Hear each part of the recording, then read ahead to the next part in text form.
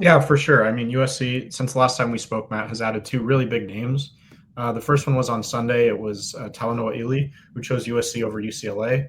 And it was really great to see just because he's a linebacker, which is not a particularly strong position in recruiting for USC in recent years. But, obviously now with Rob Ryan, that kind of changes the game for USC.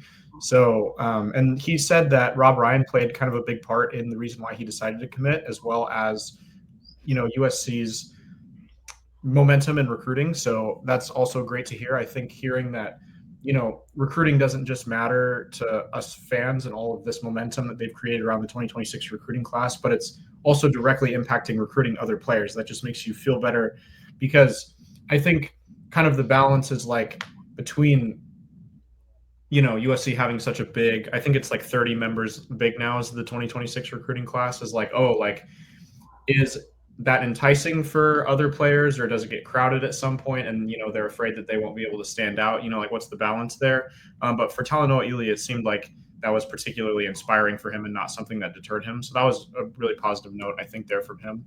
And then today, the big one was Luke Wafle, who is 6'5", 255-pound defensive lineman. There was a whole bidding war, a lot of drama that went down today between USC and Ohio State. He was predicted by On3 to go to USC, flipped to Ohio State, flipped back to USC. There's kind of this whole NIL bidding war that I guess was going down. The NIL package of his ended up settling around, On3 says, around 2.2 to 2.6 million over 2 years, which is obviously a lot, especially given that he's a 4-star defensive lineman and not a 5-star quarterback or something like that. And then Coach Henney, Coach Nua, and Dan Lin were all heavily involved, apparently.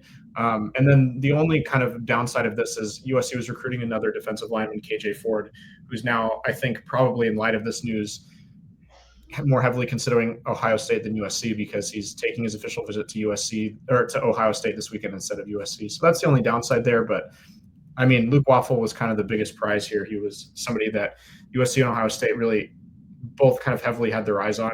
And it's really exciting for USC to go head-to-head with the program that just became we're just the national championships, and we're just the national champions in just this past season, and be able to kind of outbid them and kind of out-recruit them for one of the top players in the country. So, I mean, anytime you can do that when you're a team that went 7-6, there's obviously something really special going on in the building. So it just, it continues to pile up wins for Chad Bowden and this program. And they're finally figuring out how to use that massive NIL collective and, all the money that there is at USC to their advantage. So really great to see there, and really excited about both those guys for sure.